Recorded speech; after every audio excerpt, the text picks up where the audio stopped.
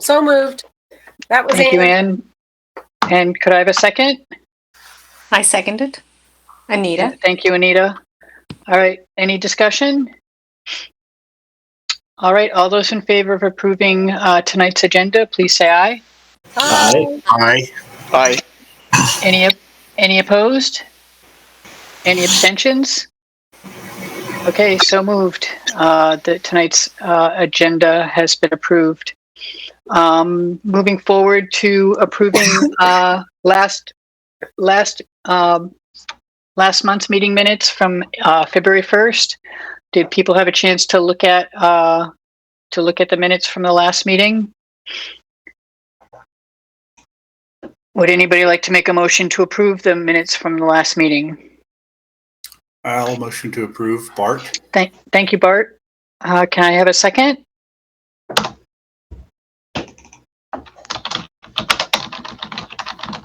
I'll second, Linda. That was Thank Ann. you, Ann. Yep. Any discussion regarding any corrections or any discussion regarding last month's minutes? All right, all those in favor of approving last month's minutes, please say aye. Aye. Aye. Anybody opposed? Any abstentions? All right, Allison. All right, so the minutes from last month's meeting have been approved. All right, moving on. Actually, Ellie, I forgot to do oral communications. Did we have any oral communications from between last month and today? That's okay, Lynn. I just checked now, and there are no new open comments. Okay, great. Thank you so much. Sorry, I missed that, and it's right at the very top. All right, so let's go forward to old business. We have our second reading of the Surfboard E member edition. Do people have the agenda in front of them? Would they like me to share mine so we can see the wording of the for the addendum, or do you guys all have it on your own? You good, Ann? Everybody good? All right. So Bart, do you want to do the second reading? Okie doke. Thank you. So this is, I don't think addendum is a good word. You mentioned that, but I Okay, think sorry. This is a bylaw amendment, I think is Okay. the description. All right, so it would be under Article 4, membership. Under A, classification, there would be a new number 3 added, and the other numbers 3 and 4 would move down to 4 and 5. And it would read, number 3, student member, 1 student representative shall be appointed by the Students United for representation to the Fremont Unified School District Board of Education, parentheses, Surfboard E. Student member shall be a voting member. The term of the student member shall be defined as 1 year starting at the first fall meeting. A student member shall be subject to bylaws membership C and D and are ineligible for officer election. Okay, anybody have any comments, discussion? Could I have a motion to approve the second reading of the first? I'm sorry, go ahead, Allison. Sorry, I know I was late. I was trying to raise my hand. The referenced C and D, can I just get a quick reminder about what that is? It's the whole, if they don't attend, they get kicked out, and what's the other one? Right, it's the rules on their Sorry, on their guys, membership. we all know Yeah, what we're- sorry. Let me. Oh no, it's not you. I should have the bylaws up too. Let me grab the bylaws real quick. And then starting at the fall meeting, I'm looking it up right now. I'm just wondering where that is relative to the start of school, because I could see that presenting an issue. The fall meeting usually falls several weeks after school starts. Okay, that's what I wanted to know. Thank you. And that's something we set anyways at the end of the last meeting of this term, which is kind of the first meeting of the new officers for next term with the No, new that makes members. sense. I just didn't want us to get in a situation where like either the students would not have had an opportunity to nominate someone, or we would have to wait to meet and do anything until we had a student. So, yeah. In working with SURF, that was the best time for them because they would have their elections over the summer, and then they Oh, would be interesting. ready Okay. to nominate for or have the first person be there in the fall.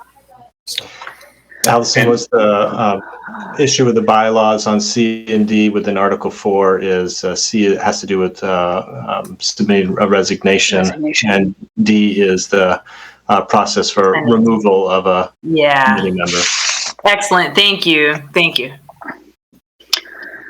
All right, do I have a motion to approve the second reading of the addition of the surfboard E member? I'll second, and you have a couple hands raised.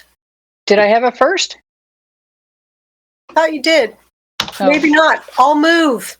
All right, thank you, But you Ann. have some Yeah, I hands don't. raised so we can Are there discuss. hands raised? I don't. My hand was up for the question earlier, and I just lowered it. I don't know if there are. Yeah, I don't see any other hands raised. Ann, put your hand down. Well, I have a comment I want to make, but we need to Get a do the second. motion Yes. so we can discuss it. Yes, I need a second for the second reading, please. Anyone? I will second that, Allison. Yeah. Thank you, Allison. Okay, any comments? Ann? My comment is that the bylaws say the first meeting in the fall is usually, I think, the second Monday after Labor Day or something, so it wouldn't interfere with back to school nights in the previous calendar world. Now that school is starting on August 18th, and Bart clarified that the kids do their elections over summer, it shouldn't be an issue at all. Right. Thank you, Ann. All right. Any other questions or comments regarding Surfboard E? All right. All in favor of the second reading of the Surfboard E addition to the bylaws, please say aye. Hi. Aye. Aye. Any Aye. opposed? Any abstentions? All right, so now we have a new addition to the bylaws. I guess now, does this go to the board or where does this go? yep, to the board. Okay, so now this goes to the board for approval. Lucas, are you going to? Yep. Okay. So now that we've officially approved this, the next step is that I will make sure I pull together the language, put it in the format that the board is looking for as an adjustment to the bylaws, and then the board will take a look at it. And I think it probably won't go to this exact next board meeting. It would probably be the second one in March, just because typically it's about a month before it gets to the board with all the other agenda items that are in the queue. Okay. Sounds good. So it looks like we're moving forward to having a Surfboard E member on the committee next year. That's great. All right, moving on. We have our 2021-2022 committee applicants. And I usually like to have Robert here to do this because he usually handles this, but he's not here. So I don't know. Lucas, have you gotten any information regarding So I have not members? received an update from Robert. Robert typically helps coordinate and support some email distribution lists for the different attendance areas. And that in particular is where our community members come from. I will check in with Robert to find out where he stands on that. Typically, I'll know once he's done it because I'll start seeing applications coming in. Right. We do usually get quite a few community applications, which is a really positive thing. We know people are interested in participating on the Technology Advisory Committee. And just as a reminder, once we get the applications in, the board votes for 4 members. And that is typically the last board meeting that happens in May. So they'll get the ballots and they'll get the qualifications from us in advance. And then typically, they may ask me a few clarifying questions if they, don't necessarily understand the technical qualifications of a candidate. They might ask about it, or they might say, hey, this application looks like it might be incomplete. And occasionally I'll follow up with the community member then as well to get that information. But I think we're on a pretty good track for making sure that we're not scrambling for our membership applications. And then, of course, each year there's also 4 members who are staff members who will be up for selection. And I don't remember off the top of my head, there are 4 members selected by the superintendent or the superintendent's designee. And I will tell you, I actually haven't talked with CJ yet, our new superintendent, to confirm if he would like me to serve as his designee or someone else. But the previous superintendent did ask me to do that function for them. So I will be following up with CJ shortly on that. So we do have 4 members that we'll be bringing on from staff and 4 members that will be joining us new. And technically, and this is also relevant for the new members here this year, technically our first meeting is typically in June. So our new members would join us that first meeting, and then the second meeting would be in September. Right. Right. So to clarify, the new Surf 4D member would actually be joining the second second official meeting of the committee, right after school starts. All right. So that's so hopefully Robert will pop in. I mean, if he pops in, we may circle back to this just to see if he has any information to share with us. Sometimes he does come in a little bit later. So moving on to new business, we thought it'd be good to talk about the learning hubs that will be starting or I don't think they have started yet. They'll start this week sometime, I think. Lucas, do you want to talk about those? Yeah, I thought that this would be a topic that the community would be interested in, and also it might be an opportunity to get any feedback from the members on this committee as well. So speaking directly to the technology portion of it, there's not a large burden on our particular team. Most of the schools for the learning hubs, and actually I'll back up a little bit here and I'll just give a brief description of what learning hubs are for those who may not be familiar with it. It is a topic that the district has been talking about, and it's also in the news. You'll see many districts are doing this, and there are students who have really high needs. Some of them might be, having issues with stable homes, or they might have, challenging internet situations, or just high need students in general. And so districts have been trying to come up with creative ways to get those students more support. And so each of our schools, every single one in the district, is going to have some form of a learning hub opportunity. Now, it's not open to everyone. It's not, you can't just put your hat in the ring and say, hey, I'd like to be part of a learning hub. The school district and the schools are being very careful about who they bring on because, one, we want to be aware of the safety factors for the students. But when it comes to the actual technology piece, most of the setup will be done in either one or a couple classrooms at each school site. Some schools are using the multi-purpose room, and the IT department has been advocating that we would set up these spaces permanently. So the power cords would be put down, taped down with gaffer's tape. The desk areas or tables would be permanently set up with Chromebooks to support the students. And for the supervision that they'll have there. And my understanding is that in I think every case, the classrooms will be taught by teachers remotely. So you might have students in a classroom where one student will be working with one teacher, another student will be working with another teacher. And so one of the things that we've done is we've purchased a large number of headsets for the students. And we also said, if people are too close, there's going to be feedback as students are participating in the conversation. And so that's where the multi-purpose rooms were ultimately decided in most cases to be the space that made most sense. And I think this is going to be a learning opportunity for everyone. If you've ever tried to participate in a video conference in a room with other people, there can be some challenges associated with it, but I have confidence that the schools are going to figure out a really good solution, and we're going to, make sure that these kids get the support that they need. So that's the quick share out about learning hubs. It's exciting getting some of these kids back in the building. Great. Are there any questions?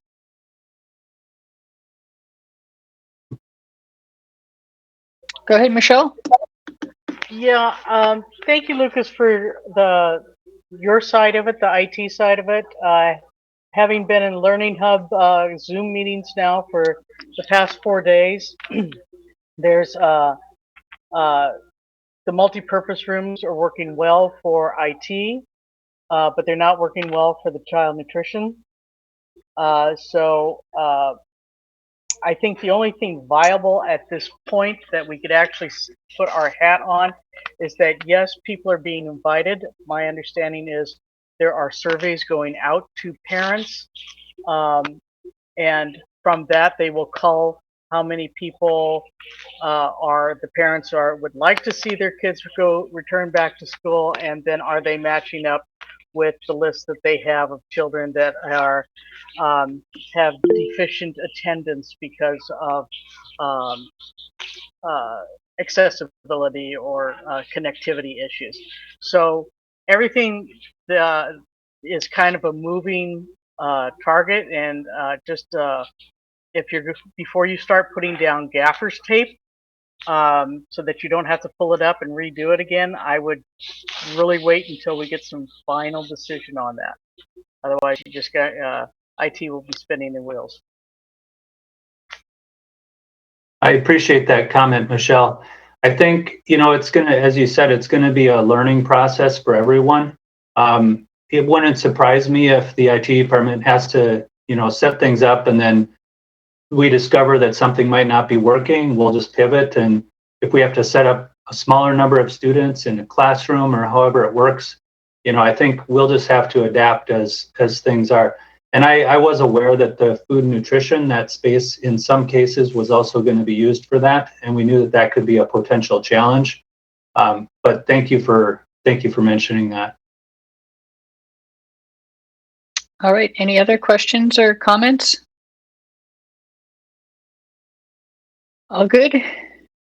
All right. So let's move on to Infinite Campus, the parent and student portals, which have been starting to be utilized. I know the kids are starting to set up theirs with registering for next year's classes and things. So Lucas, if you want to talk about the progress with that. All right. Well, it looks like tonight might be a short night, which isn't necessarily a bad thing. So yeah, the parent portal that we're talking about here is the Infinite Campus Parent Portal and Student Portal. And as Linda mentioned, and if you're parents in the district, or if you've been talking with parents in the district,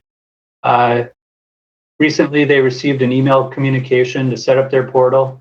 And in the IT department, of course, we've been ramping up to make sure we're supporting the families in the way that we can. We got a little bit of a slow start, but I think we've got a pretty good group now.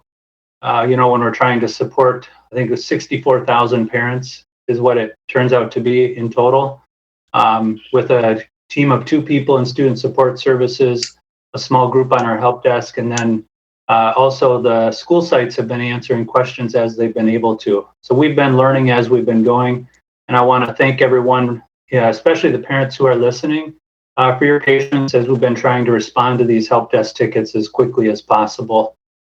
I think the exciting thing is that we are making progress on this, though, and more families are getting signed up. And the immediate need now is based upon a communication that I just sent out regarding providing address verification. Proof of residency, I think, is the specific term that we use here. So as you may or may not know, every year families have to provide proof of residency to make sure that we're servicing the students that we're supposed to be servicing. And of course, since that email went out, we've received a big uptick in help desk tickets and questions, and we're also seeing an increase in the number of families that are set up with their portal. I don't have a statistic for you tonight as to the percentage, but we do know that in less than a month, every family is supposed to have provided their proof of residency.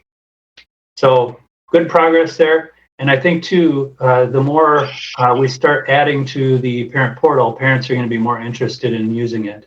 One of the things that we're very close to doing is making live the grades. So not transcript information, but grades for our secondary families. And that would be for students and for the parents. Those are only final grades because we don't actually have a grade book that we're utilizing with Infinite Campus. So we will be continuing to add more items.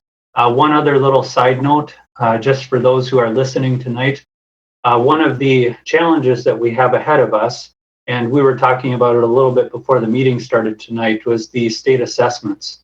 And the EL testing has been, I would say, a hurdle, even with only needing to test over, I think, just a couple thousand students in the district. But of course, SBAC is really our formal state assessment. And I know our director of assessment is working with the state very closely to see what options we have. And I don't want to speak for him tonight, but the state has not been given a waiver at this point to not do the state assessments. So what that means is that every student will be taking the SBAC exam from home. So one of the positive things about doing the EL exam before this is that we're seeing some of the challenges and we're figuring out how do we adapt and support our families and our students that are trying to take these exams remotely. One of the things that is required to take the SBAC is that students need to know what their SSID is, or their state student ID. So in the parent portal and in our student portals, we've set up a custom location to where parents can log on and access the SSID for their younger students, and I imagine the older students will be able to access that information on their own. So there's going to be more and more things that are going to be useful and valuable for parents and students to go to the portal for. Talking about our students. So as Linda mentioned, we actually have quite a few students now entering course requests, and that's been a little bit of a learning process as well. The high schools, and I think some of the middle schools and junior highs are doing their best to set up the rules that are required for this. And sometimes we learn that, like, oh, if you set this rule, it creates a problem here. So they adapt and they adjust. I think by year 2, we're going to have it down really well. But these are all normal learning curve items that happen when you implement a new student information system. But I'm really pleased to see the high schools working together, and also my team supporting them in getting their questions answered as quickly as possible. One of the things that people may not know is all of our student accounts actually are active, but many of our students have not had a need to use them at this point. We haven't necessarily widely advertised it as well. But in the same way that we have our staff accounts supported through single sign-on, all of our students can also use single sign-on using their Google accounts to log in. And the creation of the student accounts is automated as part of our automation of all of our student accounts. So when a student gets entered into the student information system, we have a product called Identity Automation that grabs that information overnight. It creates their Active Directory account. It creates their Google account. That email address or Google address is then imported into the student information system. And then we have a process that automatically creates the student account. It took us a bit of time to figure this out, but it is working now, and it's actually very, very slick. So a lot of good things happening. I'm excited about it. And I think there's going to be more and more that's going to be available in the student and parent portal in the future. Great. Thank you, Lucas. Vivek, you had a question or comment?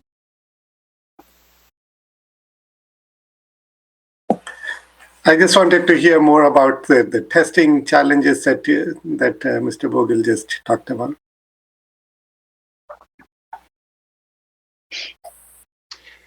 Yeah, so, having students test from home for the state assessment, whether it be the EL exam or SBAC, there are some real challenges associated with that. One of the most practical ones is that the state has pretty high standards to prevent cheating. And so that in and of itself, there's really has not been a good way for the district to address that. And other than having a parent there or something like that. And I know our Fed and State group for the EL exam would probably have even more lessons learned. But just from a technical standpoint, the families have to install a secure browser for the EL exam and for SBAC as well. And a secure browser, for those who are not familiar with that term, it doesn't mean Google Chrome or Edge or something like that. A secure browser is a custom-made, specific purpose browser for one purpose. In this case, it's for taking the EL exam, or in the future, the SBAC exam. So if a person at home has a Windows computer, they have to go and download that secure browser, put it on their machine. If they have a Mac, they have to do the same thing. And what we learned is you cannot use a personally owned Chromebook. If you have a district-owned Chromebook, you can use that, and we have the secure browser preloaded on it through the Google Admin Console. So for those who have the district-owned Chromebooks, I think they've probably been in pretty good shape, but they have to know not to log into the Chromebook. You have to launch it at the login screen under a little app section, and it launches it, and you can't do anything. The other thing that we had a lesson learned was the plan was to support the students by having a Zoom session going at the same time. Well, you can't do that because the system says, oh, I think you're cheating, and it pauses the test. So you can imagine, short of everyone having like a separate webcam on the student while they're taking the exam, that has also been a challenge. And I will tell you, I meet on a monthly basis with chief technology officers in the Bay Area, and every district is experiencing this challenge. This is not unique to Fremont Unified, and everyone is very concerned about the challenge of having good results from SBAC. And again, I'm not an expert on the California exam here, but I know that as a district, we certainly look at the individual results for our students. But typically exams like this, like the SBAC, are considered what are called systems tests. And a systems test is designed to show how good is a particular group doing on a large scale. And when you have students and technology issues that cannot be supported and managed directly in a controlled environment, typically those types of systems exams are not going to give you the results that you're looking for. It's going to be skewed one way or another. If you're a district that somehow miraculously was able to get really, really good results, your district may look really good compared to districts that just had technical issues. It really isn't a reflection of how the students could have done on an exam. So that gives an idea. All right, Anne, you were next.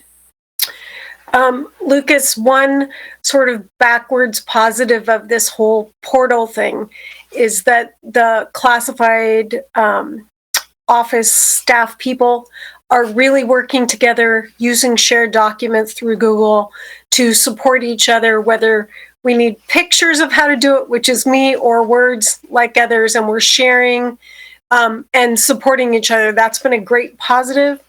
One thing that's a wonder, who's monitoring the portal support email address? Because I'm not seeing forwards from that, and it makes me nervous that that mailbox is really full. Yeah, so that was what I was alluding to, is us ramping up our support. So we have 2 people in student support services that are monitoring that, and we have, I believe now, 4 staff in the IT department that are monitoring it. In addition, we have some other staff in our data division who are going in and helping with it as they're able to. And even I helped a parent 2 days ago get set up. So if the CTO can do it, anyone can. All right, Allison, you had a comment or a question? Yeah, it was a comment about what Lucas said earlier, which was just that I'm one of the people at school who helps like new students and parents get logged into all of the things, and I just wanted to say that there's the normal lag in School Loop, but Google has been really fast. Like all of our new students are in there immediately, and so whatever you guys are doing is working, it's very welcome, and we really appreciate it because all the new students that I've helped on their first day of school have already been set up in Google lately, and that was not the case in the past. So it is anecdotally working really well. Hey, Allison, thank you so much. I don't always follow back up on some of our processes once I think they're working. One of the improvements that we made when we switched to Infinite Campus is as soon as a student is put in the system with an enrollment, that student account gets created, even if their official start date is a week out. And historically, with our previous system, we were not able to do that. When the student was in, it would look only at the start date. So even if a student was enrolled 2 weeks, but their start date wasn't, till 2 weeks out, they would not get their account until the following day. So even on their first day, they would not have an account. So that's been a big improvement that we made. It's a huge help, and we really need it this year because the kids can't interact. In the past, at least they were in the building with their teacher and they were getting some information and some content even without the technology. But now they can't go to school without this technology. So it's very helpful for it to be, go from the beginning, and we really appreciate that. Great, that's good to hear. I'm glad things are integrating and starting to work more happily together. Anybody have anything else to ask or comment about regarding Infinite Campus? Michelle, you still have your hand up. Do you have something to say, or did you just forget to put it down? Oh, there you go. All right.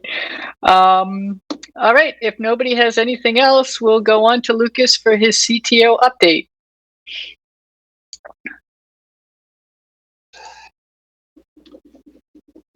Well, I've got just a few items tonight. I wanted to do a follow-up with you as a technology advisory committee regarding our Gmail language that we had put together. I do want you all to know that right now we are working on updating the Parent Guardian Student Handbook that will be for the 21-22 school year. And the language that I'm including in that as part of the acceptable use agreement would allow us to use student Gmail accounts. And I am also simultaneously working to get feedback, particularly from our elementary school principals. So Ellie, if you have not heard from Robin Sert yet, you will be hearing from her. I just met with her and Zach today, and also Greg in Student Services. And one of the question marks that we had talked about previously was just figuring out what grade levels would we want to actually have Gmail accounts for. And, not surprisingly, my discussion with Zach was pretty much that any middle school, junior high, and high school, they're not going to oppose having email accounts for the students. But the elementary school and preschool is a whole nother matter. And just a brief summary of the conversation that I had with him was, from an IT perspective, we don't have necessarily a recommendation for the principals, but certainly having email accounts for preschool, even through like second or third grade, we want to make sure that we have a purpose for that if we're going to have those email accounts. And that was kind of the discussion that I had asked Robin to have with the principals. I think, just personally, I think there is some value in having email accounts probably for 4th and 5th graders and 6th graders at the elementary level, but certainly we're going to just wait and hear the feedback from our principals as to what they think is going to be most effective. Ellie, do you want to add something there? I most certainly will reserve most of my comments after hearing from Director Sert and having a chance to speak with my colleagues. But for super young students, is there the ability to protect who they are able to type into the to line of an email? I know that there's the ability to not let them communicate with the outside world, but is it to where that they don't have the ability to access various distribution lists or other things, so we don't have kids inadvertently spamming hundreds of people? So it's a great question, Ellie. We are actually going to be meeting with Amplified IT to talk about this exact question. So Amplified IT is a Google, it's really their premium partner. I'm not really aware of any other companies out there that have that type of relationship. But Amplified IT is our primary support entity. And I do believe that it is possible. Up until a couple weeks ago, I hadn't really explored that possibility. But it does appear that some districts out there are doing it. And so I wanted to find out if they were doing these restrictions using like some type of third-party application, or if it was actually a built-in to the Google admin console. It does look like there is some capability to do it, and certainly restricting students from emailing to groups, that can be done. But as I've mentioned previously, the way that you have to do that, well, there's one way to do it, which is you restrict the group and only members of that group can email to it. But we have hundreds of groups in our district, and most of our groups right now are currently set to allow anyone to email to them, because even though you might have a group of individuals that you want to get an email, if you make it restricted, anyone who wants to send to that group also has to be part of it. So that, you can imagine the scenarios where that could be a challenge for us of, okay, we've had a group that's been used a lot, and now we want to lock it down. Well, now we have to find out, well, who are all the people that need to email to that group, not just who the current members are. And so it could be a lot of work for us, or we could just use the model of we're going to, deal with students if they accidentally email a group. We'll just address it at that time. And it's always a balance. I can tell you from experience, my previous 2 districts, we've had students with email accounts and using the Google system, and it does happen. Every so often, you'll have a student who will email a group if you don't have it restricted. And from my experience, we were able to manage that pretty well. But of course, there are certain groups where you definitely don't want students to accidentally email them because of how large they are. Like you wouldn't want a student to email the entire district. Right? So I think that has happened. Yes. Well, they've shared a document with the whole district, which is a whole different matter. Yes. And unfortunately, we cannot restrict that. There is no way to do it. It's important to remember that Google is not an enterprise solution in the same way that Exchange was.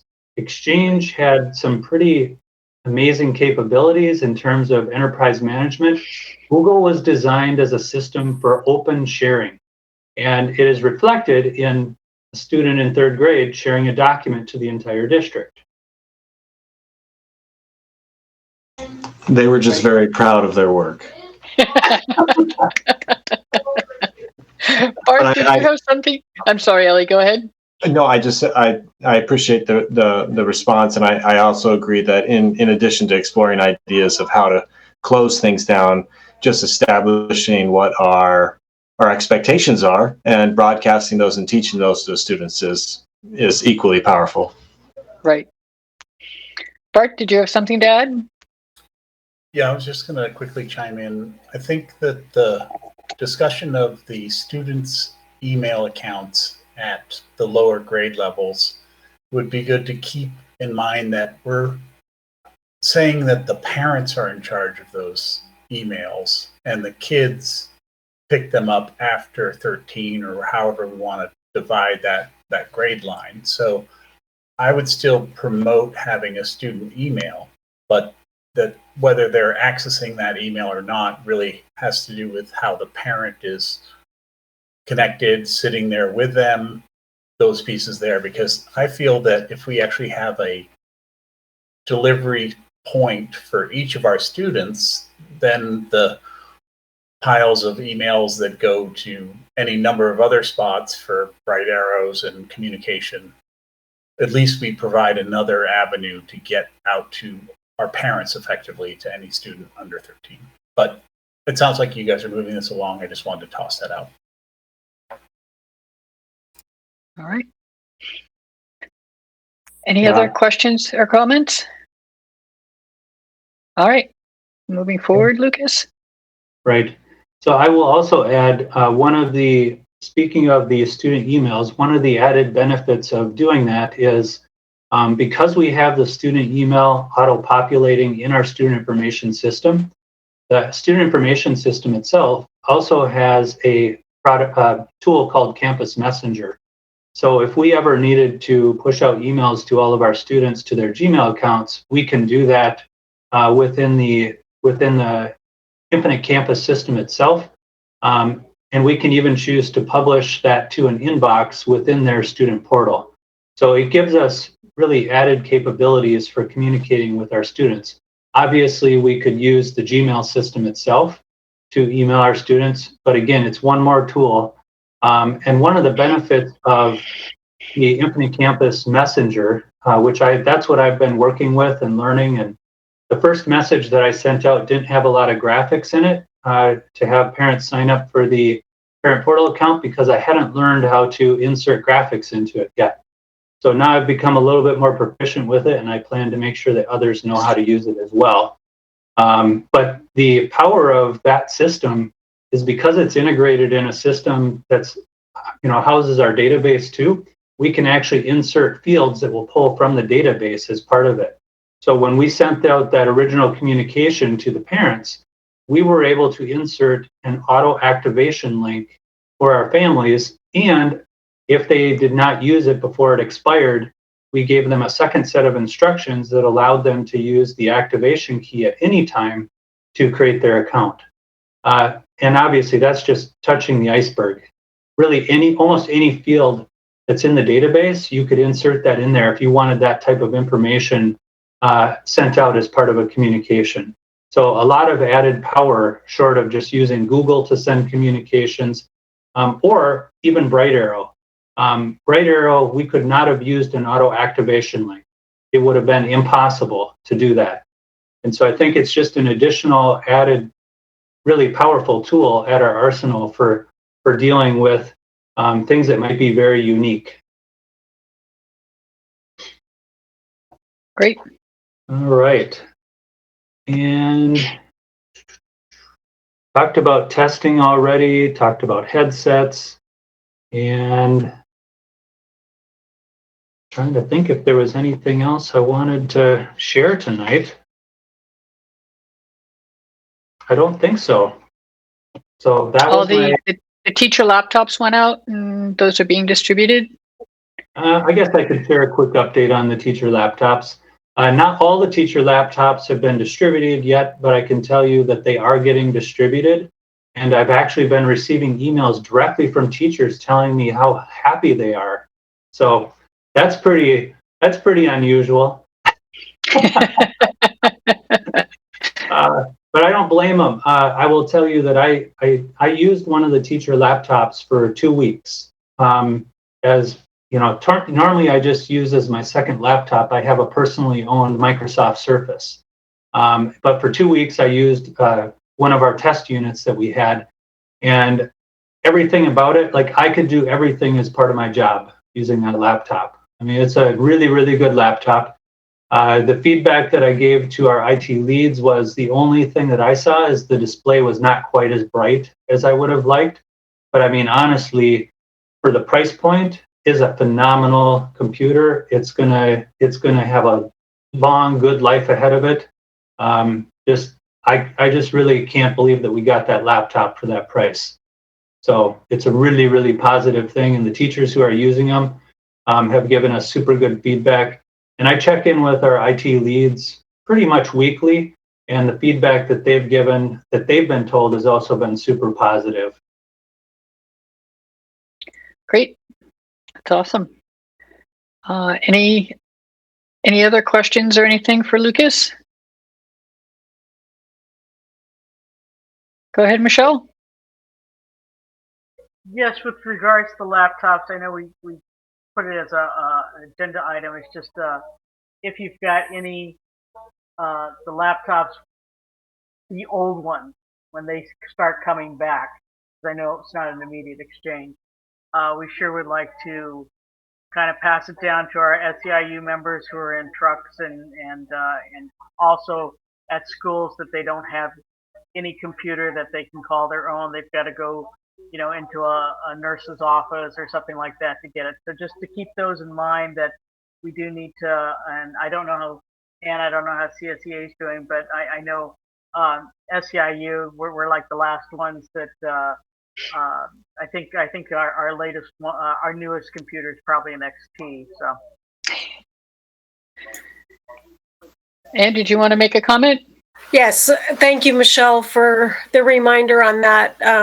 A lot of our CSEA members, particularly paraeducators, are using personal devices, including personal phones, to help our students during distance learning. So if there is any possible way, even though we know the machines are old, et cetera, to repurpose them, it would be wonderful. And all of our CSEA members in the IT department, I'm sure will be happy to help us.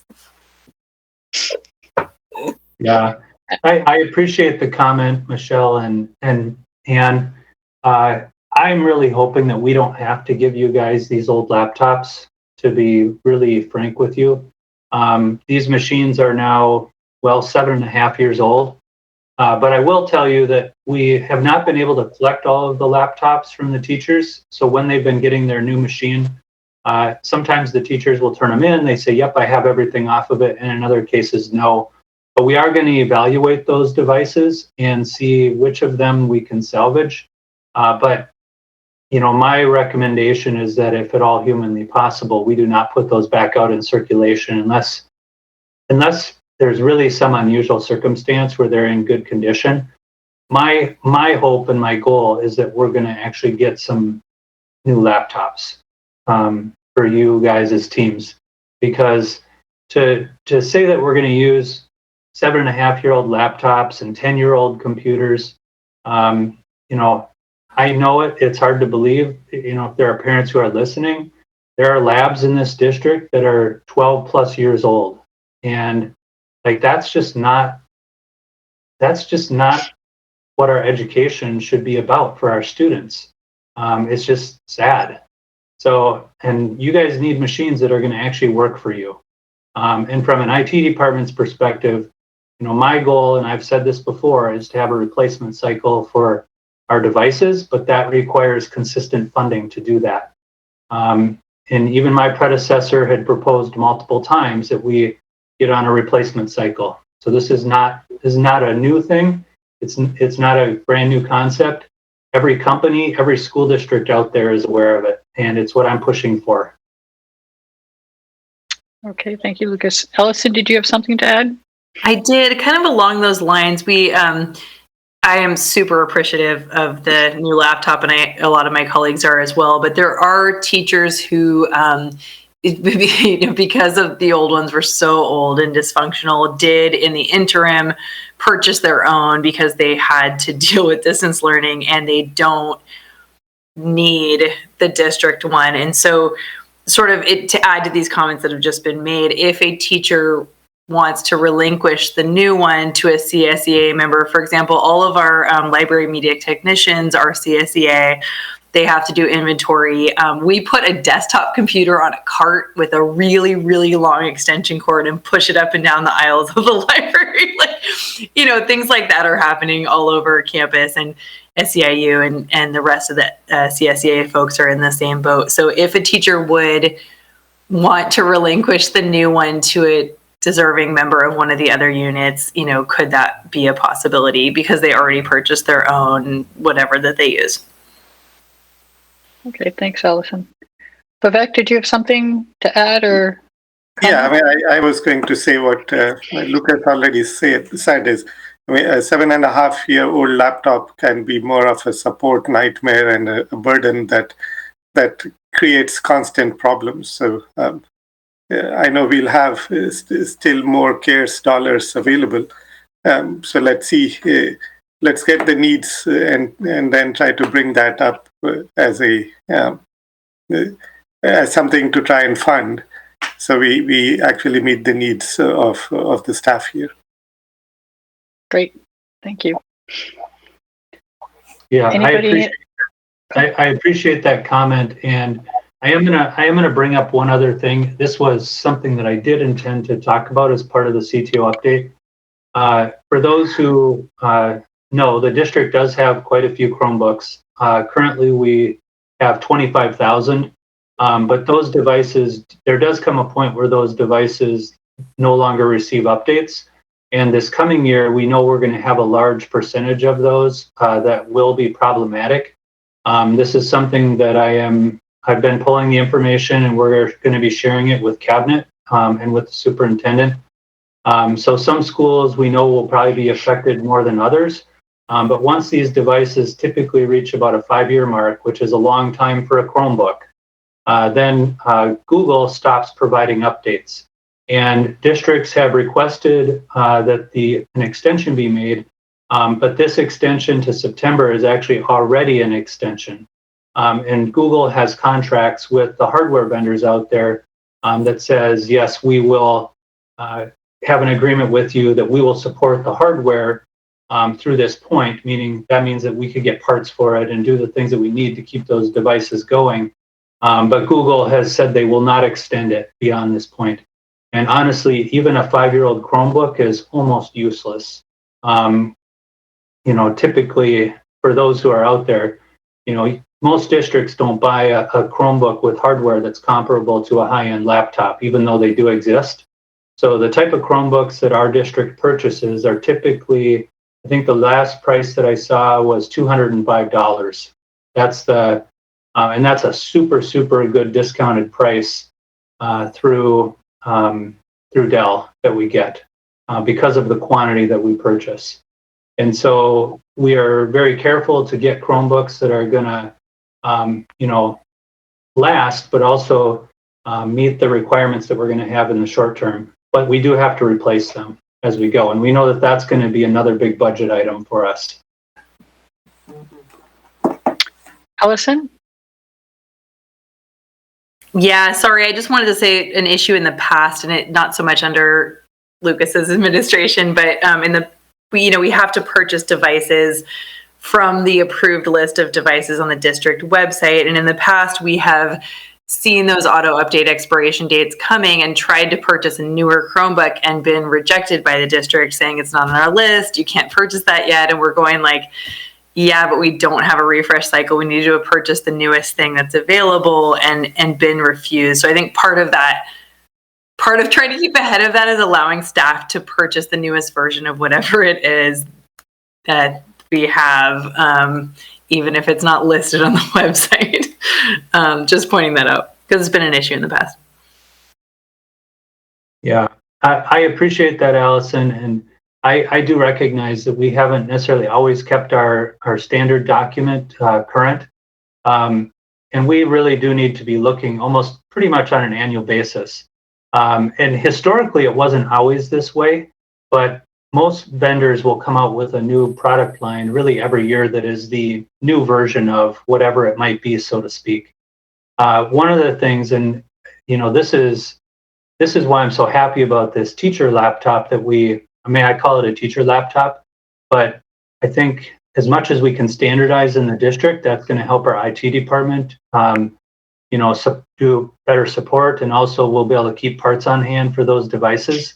But one of the benefits of this laptop and the price that we have on it is that I see that that's a device that an administrator could use. I mean, if I can do my job with it, any administrator, any teacher should be able to do their job with it. And so I think that's going to help us standardize even more so.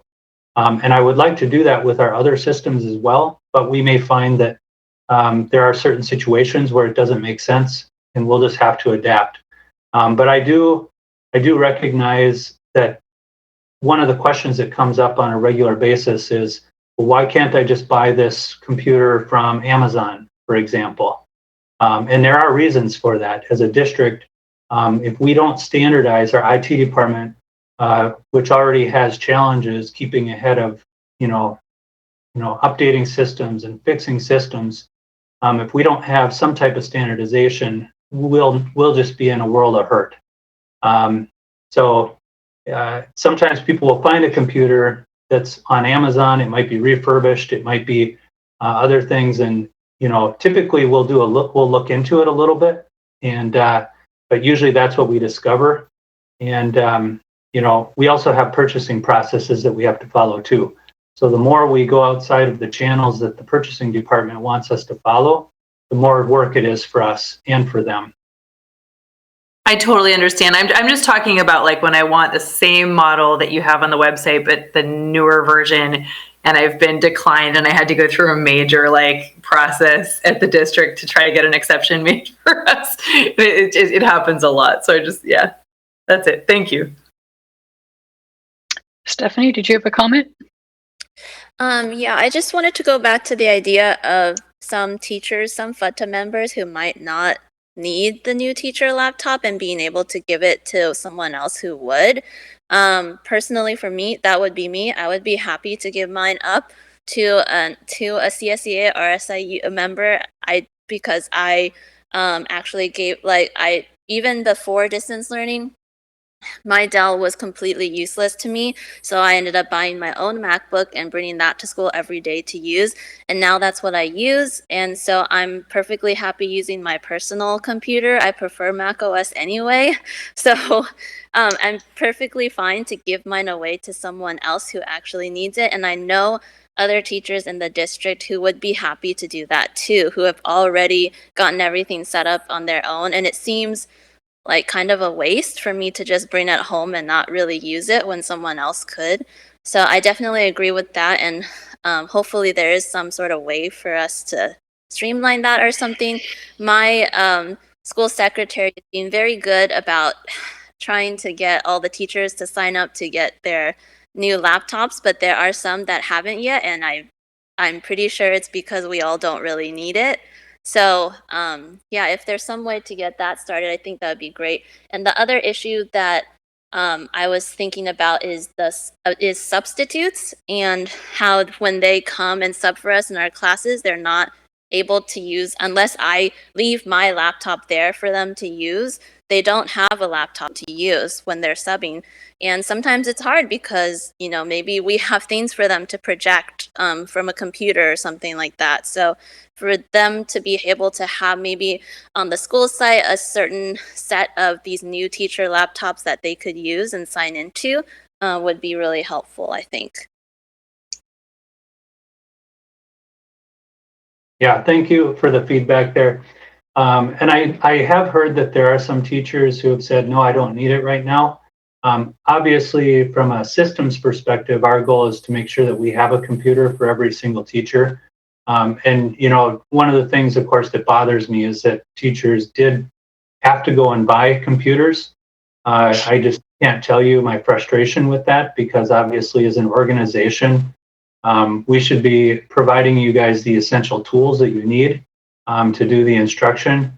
But obviously, we moved as fast as we could with when we got the resources to do the teacher computers. And I think obviously we're still frantically trying to get computers out to teachers who we know are using them. So I think we're going to come to a point where we'll be able to evaluate what our options are. But we do need to be careful about giving out too many, because if a teacher leaves and they were using their own laptop and we have a new teacher who comes in, we need to make sure we have a device for that teacher.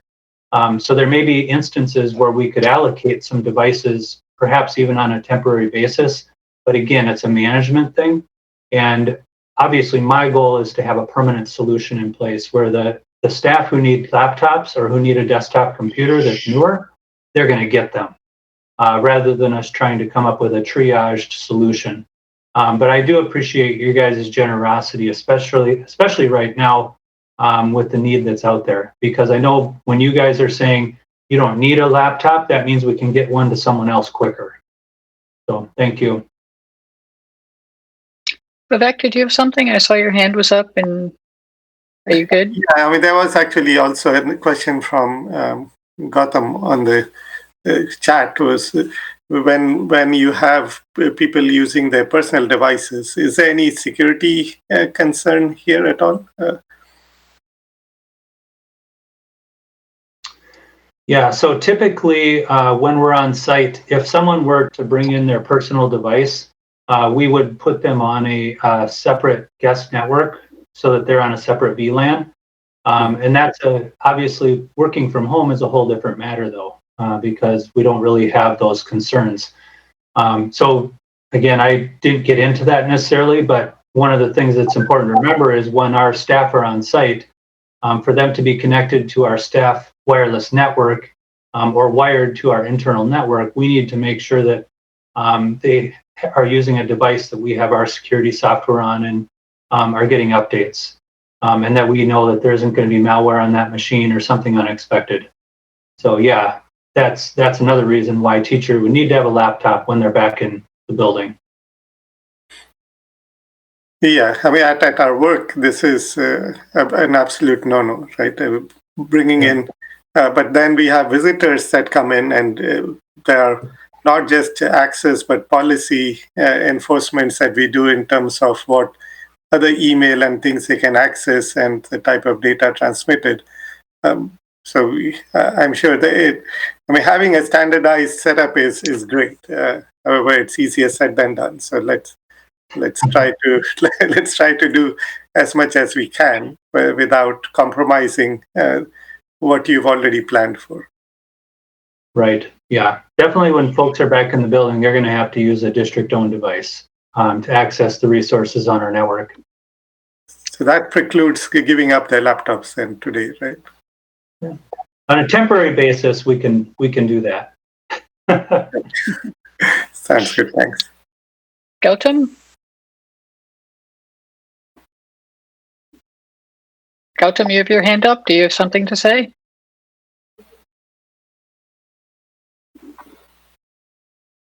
A minute, if you don't mind. Okay. Do you hear me now? Yes. Okay, I'm sorry. What I have a question is, the teachers are gathering the students' information and they might be storing stuff on their local hardware. And while they are connected or not connected, they can distribute the information, which is a no-no, to the outside people. And the security thing, which Lucas says is a good idea, but how are you going to enforce it? That's a big problem. Because the fact is, when you have a local machine, even the local machines which you give in the school and all that, I have seen teachers use it for, during the break, they are using it to do some work or the other outside, and that can drag in the viruses and stuff like that. So my question is, we have to educate the teachers on the use of it and the not letting personal information go out the web to somebody else who is hacking it. Because this opens a big security concern for me. And the fact that you are testing it while you're doing a protocol or when you're logging in or something like that is very different from on the fly, things can get hacked. And people do store things, teachers do store things locally in the machine. So what happens is you get information which comes in and that information which can be sensitive can go out. Case in point, for example, is the grade book or the grades of the students. People keep it on their local network, on their local machine. And the fact is, if you are not providing a storage capabilities or saying what the storage policies are, that is going to be a concern also, because the fact is, if people are storing things locally, those data can be spread out or hacked into when they are not connected to the school system, but they're connected to their other local systems. So something to think about. Okay. Thank you, Gautam. Something to think about. Anybody else have anything to question? Any questions or comments for Lucas regarding anything that he's brought up at his CTO update? We all good? All right. So our next meeting will be after spring break. So hopefully we can do something spring break instead of sitting in our homes like we've been doing. So our next meeting will be April 12th. Unless otherwise we hear otherwise, it will be right here, same time, same place. Thank you, Linda. All right. Thank you, Gautam. All right, everybody, have a good evening. Thank you, everybody. Thank you, everyone.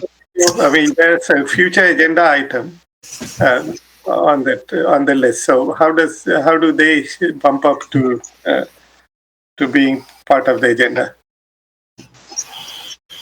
No, that's something. So Lucas and I meet before, like the week before our meetings, and discuss agenda items that we will bring up for the next meetings. Okay. Okay, so possibly one or both of these may be brought up in the next meeting. Sounds good. Thank you. All right. Thank you. Thanks, everybody. All right. Thank you. Good night, everybody. Have a good Thank evening. you. Good night.